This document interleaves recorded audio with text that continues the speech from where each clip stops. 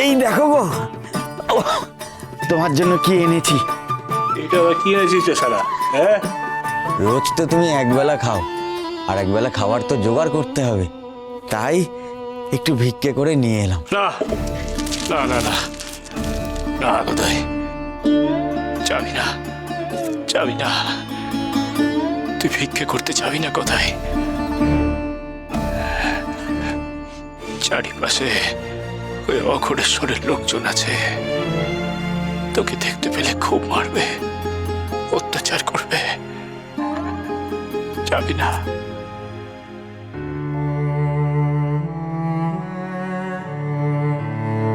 হ্যাঁ রে,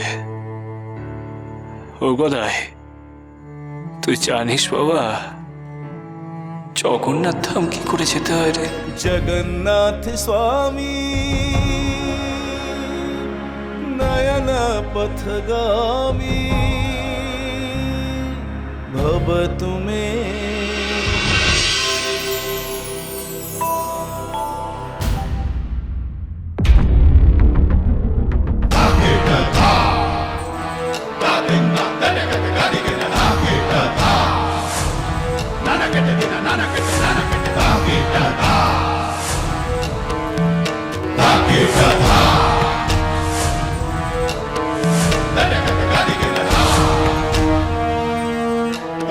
অঘোরেশ্বর, তোর এত বড় সাহস, তুই মন্দিরের গর্ভগৃহে ঢুকেছিস?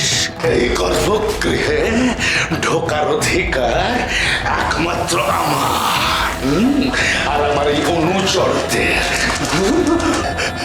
আসলে আসলে অগ্রেশ্বর ঠাকুর, আমি তো গর্ভগৃহে আসতে পারি না, কিন্তু আগে তো আমি মাকে নিজে হাতে সাজিয়ে দিতাম। কতদিন নিজে হাতে মায়ের নিত্য পুজো করেছি ঠাকুর, আর করবো না কেন? আমিও মন্দিরের পান্ডা, আমারও সে অধিকার আছে। অধিকার? অধিকার অধিকার তোর কাছ থেকে জানতে হবে। হ্যাঁ, কার কি অধিকার আমায় শিখতে হবে তোর কাছ থেকে। আর পান্ডা পান্ডা ছেলে তুই কার আমলে? বামদেবের আমলে। এখন আর নোস তুই। হ্যাঁ, এখনই তারাপীঠ কার কথায় চলে? আমার কথায়। আমার যা ইচ্ছে সেই মতো চলবে এই তারাপীঠ। জ্ঞান দিচ্ছে আমায়, আমায় জ্ঞান দিচ্ছে। আমায় জ্ঞান না দিয়ে নিজের কাজ কর যা, নইলে যেটুকু দুবেলা খাবার পেতিস তাও পাবি না, বাতিল করে দেবো।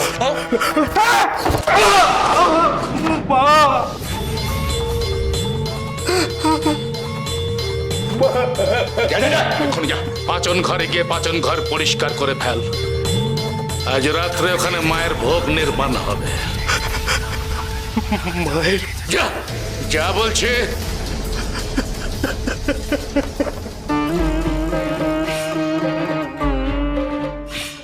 কিরে, তোর এসব ভুলে গেলি? এই নগেন পান্ডা ছিল বামদেবের প্রিয় চেলা। এই তারাপীঠে অনেক অত্যাচার করে, অনেক ভয় দেখিয়ে আমি আমার নিজের জায়গা তৈরি করেছি। জানি গুরুদেব, আমরা কিচ্ছু ভুলিনি। তাহলে খবরদার, এই নগেনকে একেবারে মাথায় চড়তে দেওয়া যাবে না, কোন রকম প্রশ্রয় দেওয়া যাবে না ওকে। সাবধান, খুব সাবধান। ওই নগেনকে প্রশ্রয় দেওয়া মানে বামদেবকে প্রশ্রয় দেওয়া। সেটা আমি কিছুতেই হতে দেব না, কিছুতেই না।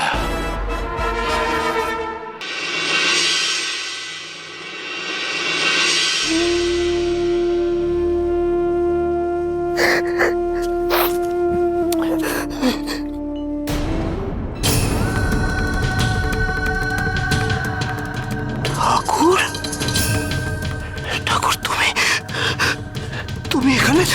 লগেন কাকা, তোমার তোমার চোখে জল কেন গো? জল? ও কিছু নয় ঠাকুর, কিন্তু ঠাকুর তুমি এখানে কেন? আমি তোমার কাছে যাচ্ছিলাম গো লগেন কাকা, আমার যে বড় দরকার। কি দরকার ঠাকুর? লগেন কাকা, তুমি আমায় জগন্নাথ ধামের রাস্তা কোথায় বলতে পারো? জগন্নাথ ধাম? কেন গো ঠাকুর, তুমি আবার সেখানে যাবে নাকি? ওই বেটি আমাকে সেখানে যাওয়ার নির্দেশ দিয়েছে গো লগেন কাকা। কখন যে কি করে কি চায় কিছুই বুঝি না, শুধু হেয়ালি করে চলে, শুধু হেয়ালি। এখন বলো দেখি আমায়, এই জগন্নাথ ধামে যাওয়ার রাস্তা কোথায় গো? ঠাকুর, তুমি যেখানে কলকাতায় থাকাকালীন তারাপীঠের সমস্যার সমাধান করতে পারো, তুমি সেখানে জগন্নাথ ধাম যাওয়া নিয়ে চিন্তা করছো? তুমি তো চাইলেই সূক্ষ্ম শরীর ধারণ করে সেখানে যেতে পারো। না না গো না, আমার আমার বড় মা আমাকে বলেছে যে আমাকে সেখানে সশরীরে যেতে হবে গো। আর সূক্ষ্ম শরীর ধারণ করা হলো সাধনার অঙ্গ গো লগেন কাকা, তা আমি পারবো না। আর ক্ষমতা থাকলেই তার প্রয়োগ করতে নেই গো লগেন কাকা। কিন্তু ঠাকুর, এ তো ভারী ঝামেলা হলো, এ তো অনেক সমস্যা। প্রথমে এখান থেকে যেতে হবে রামপুরহাট স্টেশন, সেখান থেকে রেলে চেপে বর্ধমান, তারপর সেখান থেকে জগন্নাথ ধামের রেলে চাপতে। কিন্তু ঠাকুর, এই এই এত কিছু তো আর বিনি পয়সায় হবে না। এই রেলের ভাড়া আছে, যাতায়াতের পথ্য আছে, অনেক পয়সা লাগবে। ও বাবা, ও বাবা, আমার কাছে তো কিছুই নেই গো লগেন কাকা। সে কি আর জানি না ঠাকুর, কিন্তু কিন্তু ঠাকুর, এখন তাহলে কি করবে? কিছু তো একটা উপায় বের করতে হবে গো লগেন কাকা।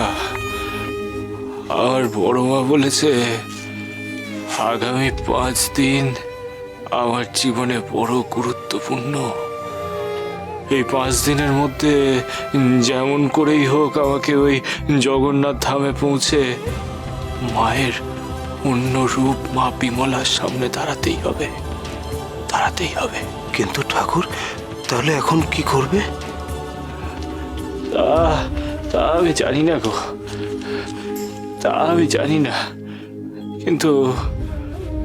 কিন্তু কোনো একটা উপায় তো বের করতেই হবে গো লগেন কাকা। আমি বরং এখন আসি গো, দেখি কোনো উপায় বের হয় কিনা। ঠাকুর, তুমি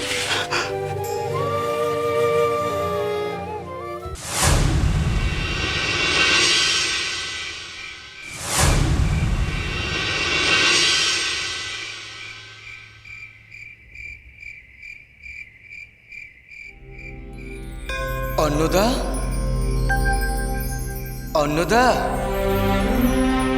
এক বিশেষ উদ্দেশ্য সাধনের জন্য আমি চাই তুই মাতৃভক্ত বামাচরণকে সঙ্গে নিয়ে নীলাচলে উপস্থিত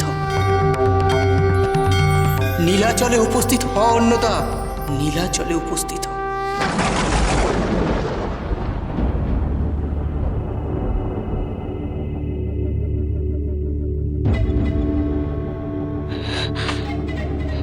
আমি কি শুনলাম?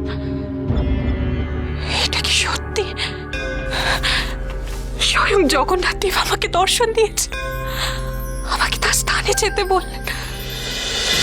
আমি চাই তুই মাতৃভক্ত বামাচরণকে সঙ্গে নিয়ে নীলাচলে উপস্থিত হ। কিন্তু সঙ্গে আমাকে নিয়ে যেতে বললেন কেন? যার সঙ্গে দীর্ঘ 7 বছর কোনো সম্পর্ক নেই, যাকে নিজের লোক বলে ভাবতে পারবো না, তাকে নিয়ে যাব আমি? না, আমি পারবো না, আমি কিছুতেই পারবো না, আমি পারবো না। বাবার জন্য আমার জীবনের চরম সর্বনাশ ঘটেছে। অকালে আমি আমার দেবতুল্য স্বামীকে হারিয়েছি। জগন্নাথ দেব আমাকে আমার সঙ্গে কেন নিয়ে যেতে বললেন? আমি পারবো না, আমি কিছুতে পারবো না, পারবো না। सुदर्शन महाज्वाला कोटि सूर्य समप्रभम् अज्ञानन्दस्य मे देव महापीठ